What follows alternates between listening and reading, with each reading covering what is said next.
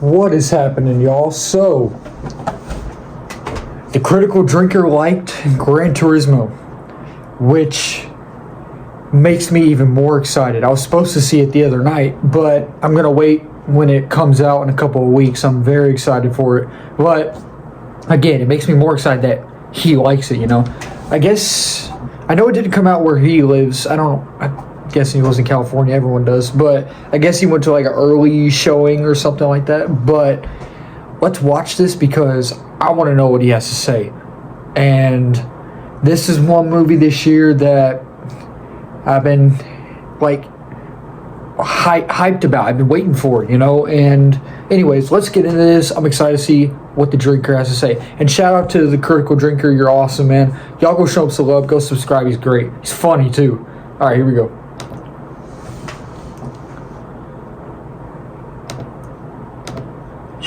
Even now, after a string of pretty successful releases, news of another video game to movie adaptation fills me with the kind of low-level dread normally reserved for attractive young women left alone in the company of male feminists. But if you told me that a movie based off a racing simulator of all things would turn out to be one of the best true sports dramas I've seen since Ford versus Ferrari, I'd have quite rightly laughed in your face. James Mangold. And yet, that's exactly what Gran Turismo somehow is. I mean, it's not exactly motorsport's answer to Rocky or anything. The first 30 minutes feel like an extended advert for all things Sony and Nissan, and I don't imagine it's going to be clearing up at the next Academy Awards, but what it does deliver is a simple, honest, and surprisingly heartwarming story about an underdog thrown unprepared into a whole new world and battling his way through adversity and setbacks to reach the top, helped along the way by a cranky but well-meaning mentor who gradually warms to him. It's a classic story told by a director who knows exactly how to wrap action and spectacle around compelling human drama, and it's made all the more interesting because it's actually based on real events. The movie is told through the eyes of Jan Mardenborough, a teenager and I didn't know it was. Most of his days I didn't know it was until I watched the disapproval of his father, who believes John Campea and his crew's live stream for CinemaCon this year. I didn't know it was going to be like that.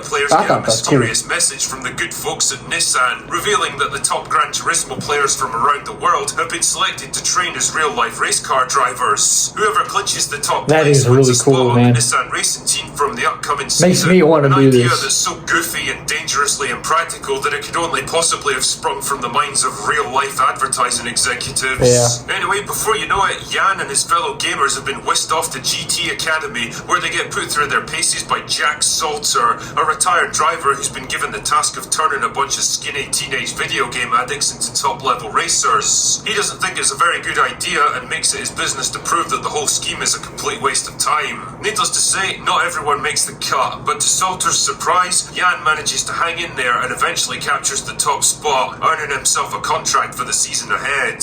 Pretty soon, he's in his first race, which turns out to be a real baptism by fire. His fellow racers and even his own pit crew treat him as kind of a joke and do their best to force him right out of the sport. And when a near-fatal crash threatens to prove them all right, will Jan have what it takes to fight his way back, or will he give up and walk away for good?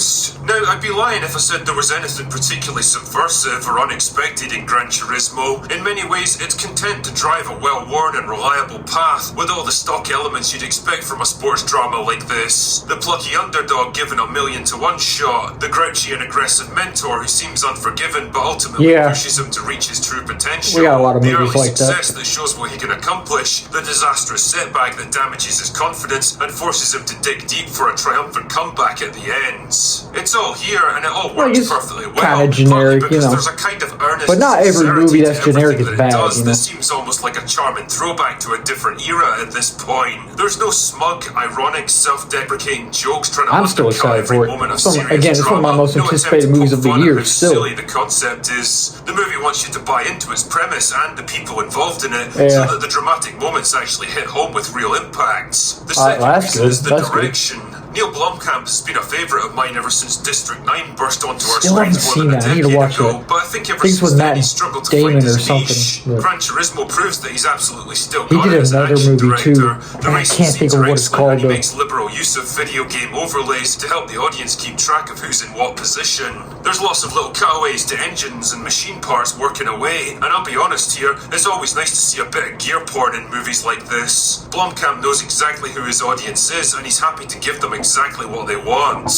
The other key element is the almost father-son relationship between Jan and Jack at the core of the movie, which develops slowly over the course of the film and never feels rushed or contrived.